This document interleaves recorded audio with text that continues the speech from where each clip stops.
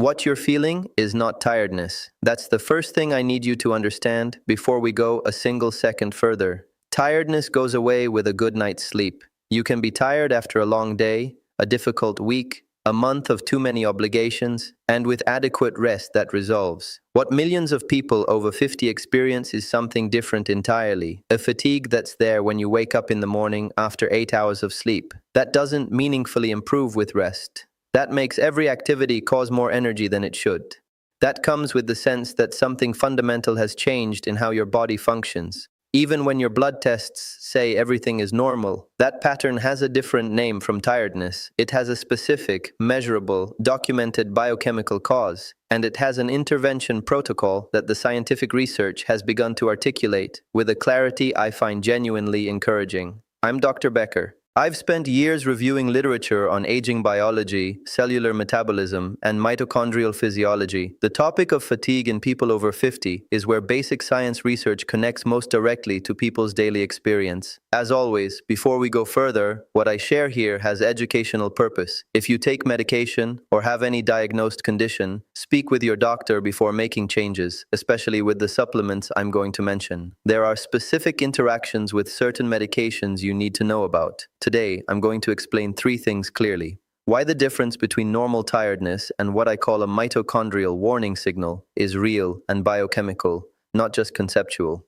Which 3 mechanisms of mitochondrial deterioration the research identifies as responsible for the fatigue pattern most people over 50 describe. And the 3-day protocol the evidence documents as capable of partially reversing that deterioration in a sequentially and physiologically ordered way.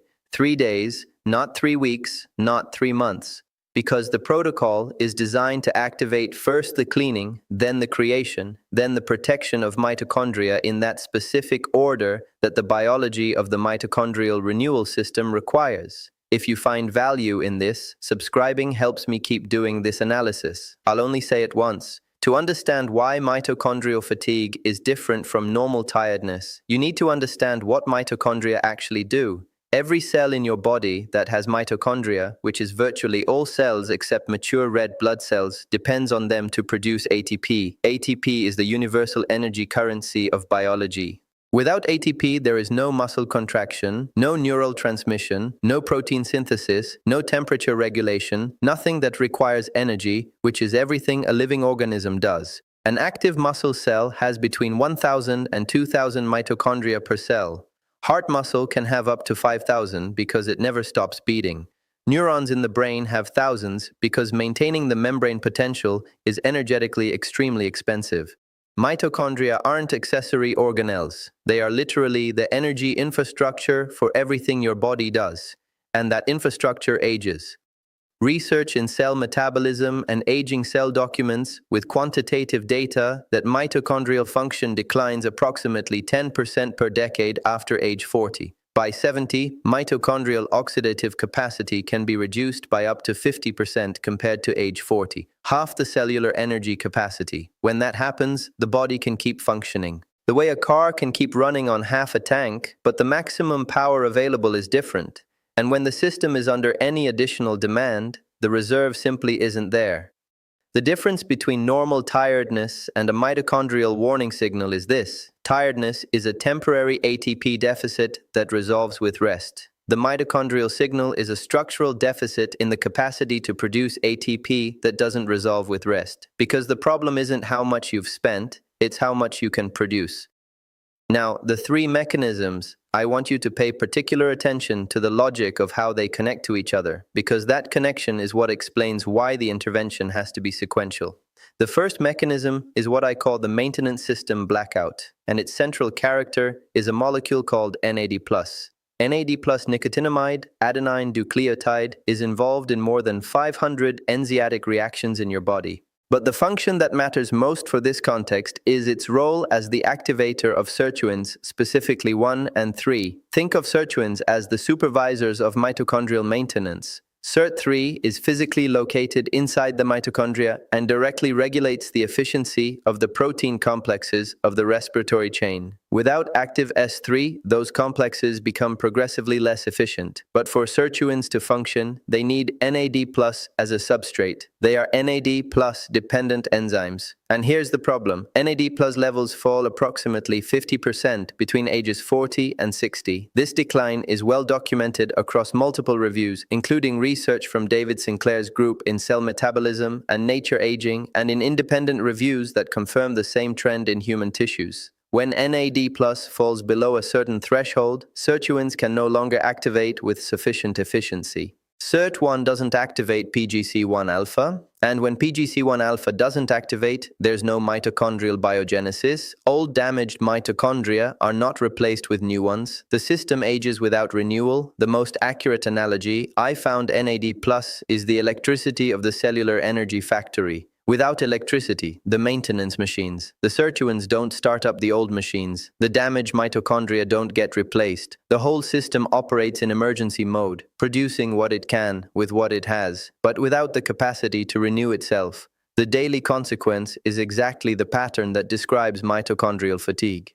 Energy that starts reasonably in the morning and depletes faster than expected. Difficulty recovering after exercise, the sense that the reserve margin has shrunk. The second mechanism is what I call the smoke cycle, and it involves mitochondrial free radicals. Normally functioning mitochondria produce ATP with high efficiency and generate a relatively small amount of free radicals, ROS, reactive oxygen species, as a byproduct of electron transport. But a damaged mitochondrion with accumulated mutations in its DNA or with deficiencies in its protein complexes has a less efficient electron transport chain. Electrons escape the normal process and react with oxygen to form superoxide and other highly reactive radicals. The critical point is that mitochondrial DNA is extraordinarily vulnerable to that oxidative damage compared to nuclear DNA. Nuclear DNA is protected by histone proteins packaged into chromatin, physically separated from the respiratory chain.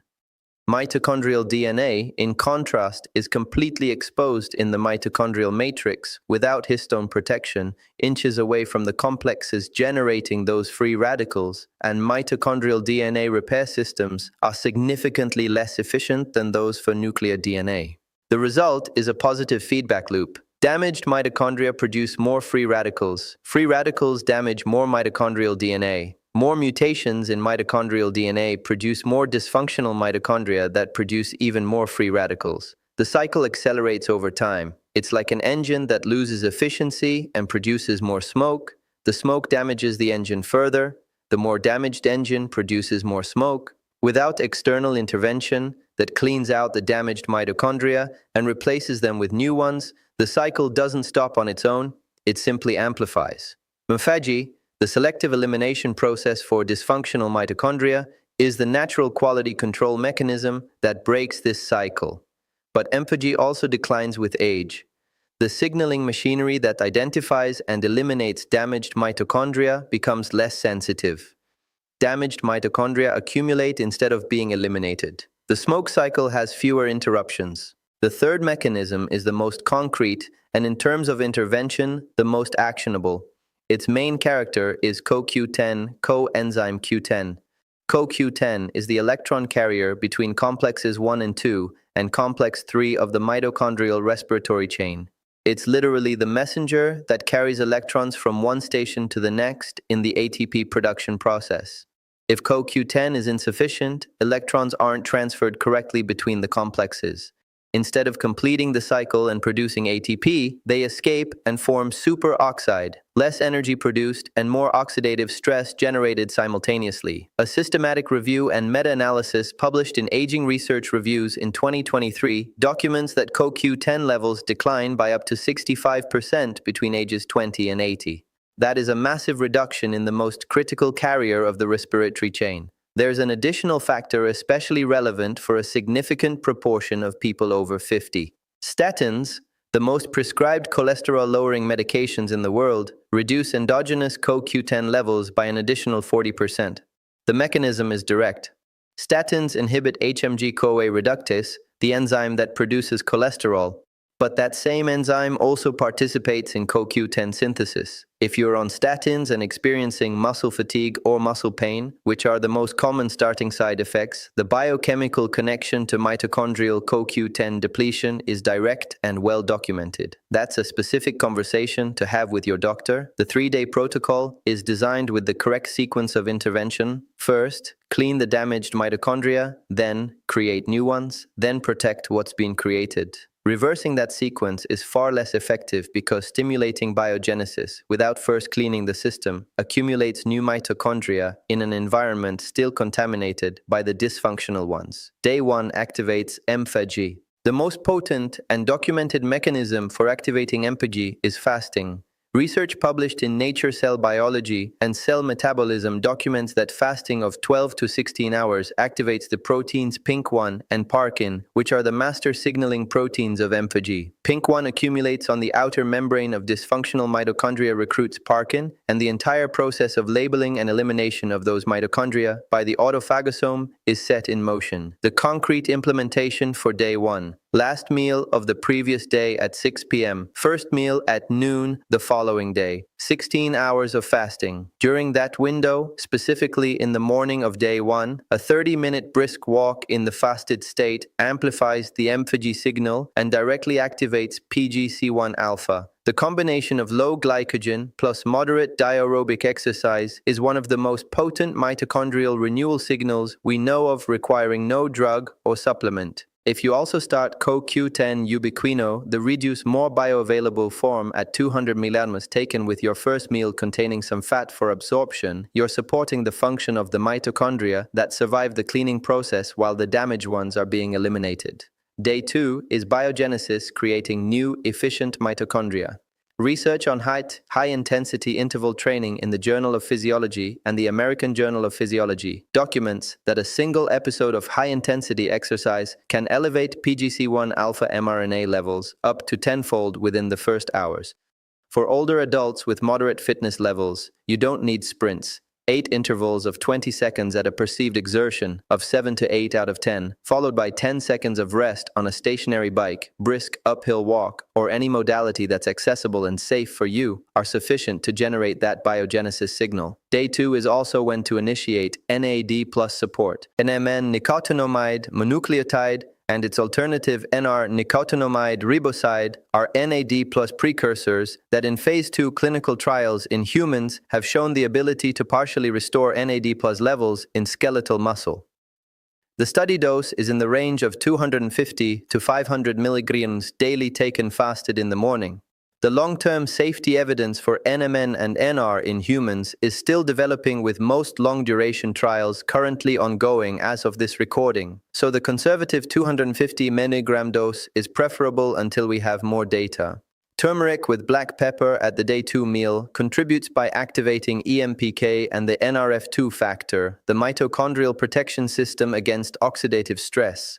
Day 3 is protection, consolidating and maintaining what the first 48 hours have initiated. 2 of Day 3's interventions stand out to me for the specificity of their mechanisms. The first is morning cold exposure. The last 30 to 60 seconds of your shower with cold water, starting gradually if you're not accustomed, activates the uncoupling protein UCP1 in brown adipose tissue. Brown adipose tissue, unlike normal white adipose tissue that stores energy, is specialized in producing heat. Brown fat mitochondria run the electron transport cycle without fully coupling it to ATP production, dissipating energy as heat instead. Research in Cell Metabolism and Nature Metabolism documents that regular cold exposure increases mitochondrial density in brown adipose tissue and improves multiple parameters of basal energy metabolism. One important precaution: cold exposure is not recommended for people with severe uncontrolled hypertension without consulting a doctor first. The second intervention on Day 3 is morning sunlight exposure. There's a mechanism that doesn't get discussed nearly enough. Sunlight, specifically the red and near-infrared wavelengths between 600 and 900 nanometers, which are abandoned in morning light before 10 qs.am, penetrates the skin and surface tissues and is directly absorbed by cytochrome C oxidase, the complex 4 of the mitochondrial respiratory chain. Cytochrome C oxidase contains copper metal centers that absorb these wavelengths, and that absorption produces a conformational change that increases the catalytic efficiency of complex 4. More electrons complete the reduction of oxygen to water. More protons are pumped across the inner mitochondrial membrane. More ATP is synthesized, and the proportion of electrons that escape the process and form free radicals decreases. Efficiency goes up and oxidative damage goes down simultaneously. This is direct photobiology.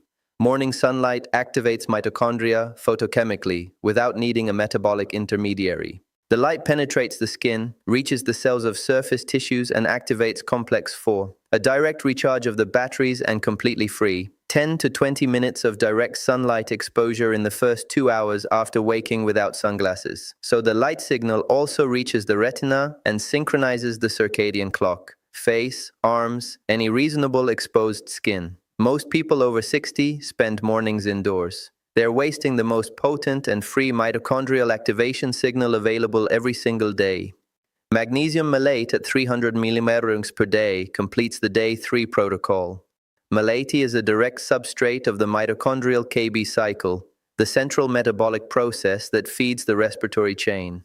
Magnesium is a coactor in dozens of mitochondrial reactions. Magnesium malate, specifically in that chelated form, has greater bioavailability for mitochondrial functions than the magnesium oxide found in cheaper supplements. There are contraindications I need to mention explicitly. CoQ10 at 200 mg may reduce the anti-global effect of warfarin. If you take warfarin, consult your doctor before starting it. The 16-hour fast in type 1 diabetics requires medical supervision due to hypoglycemia risk. Heat in people with an unassessed cardiac condition requires medical clearance first, always. And if you've had severe fatigue for more than 4 weeks that doesn't improve with any intervention, the first step isn't optimizing mitochondria, it's ruling out hypothyroidism, iron deficiency anemia, and diagnose type 2 diabetes and sleep apnea, all treatable medical conditions that produce exactly that pattern of persistent fatigue. The results timeline that research documents is the following. In the first 1 to 3 days of the protocol, especially if MPhaG activates effectively and dysfunctional mitochondria that were generating constant oxidative stress are eliminated. Many people report early signs of more morning energy, not a dramatic change, but a reduction in the heaviness of the first hours of the day. During weeks 1 and 2, sustained energy improvement begins to appear as biogenesis generates new, more efficient mitochondria. By month 1, oxidative stress markers, including urinary 8-isoprostane and high sensitivity (CRP), if you have access to them, begin moving in the right direction. At months 2 and 3, mitochondrial muscle function shows measurable improvement in terms of strength, endurance, and post-exercise recovery speed. One final observation I want to leave you with, because I think it's important for the right perspective. The research documenting mitochondrial decline and aging is simultaneously the research documenting the partial reversibility of that decline with specific interventions. Those two things coexist in the same literature. The deterioration is real. The intervention has real effect. We're not talking about unsupported promises. We're talking about biology documented in both directions. We started with the distinction between tiredness and a mitochondrial warning signal. The research reveals 3 interconnected mechanisms: the NAD+ collapse that shuts down mitochondrial maintenance through the ceruite, the ROS cycle that accelerates damage faster than repair systems can keep pace, and the CoQ10 depletion that fails the electron transport in the respiratory chain. The 3-day protocol works in the biologically correct sequence. First clean with empathy, then create with biogenesis, then protect with the right stimuli. The refrain that matters most to me from this research. Fatigue in people over 50 is not inevitable aging. It's a biological process with identifiable causes and documented interventions. Don't resign yourself to the tiredness. Understand it. If this topic interested you, the next video goes deep into why, after age 60, the mitochondrial decline accelerates at roughly 3 times the rate of any other decade. and what specific morning window the research identifies as the most effective time to slow it down. Comment below if you recognize that pattern in yourself, the fatigue that doesn't yield to rest. I'm interested to know how many people watching this recognize exactly that experience and what you've tried so far. Keep investigating, and I'll see you in the next one. Doctor.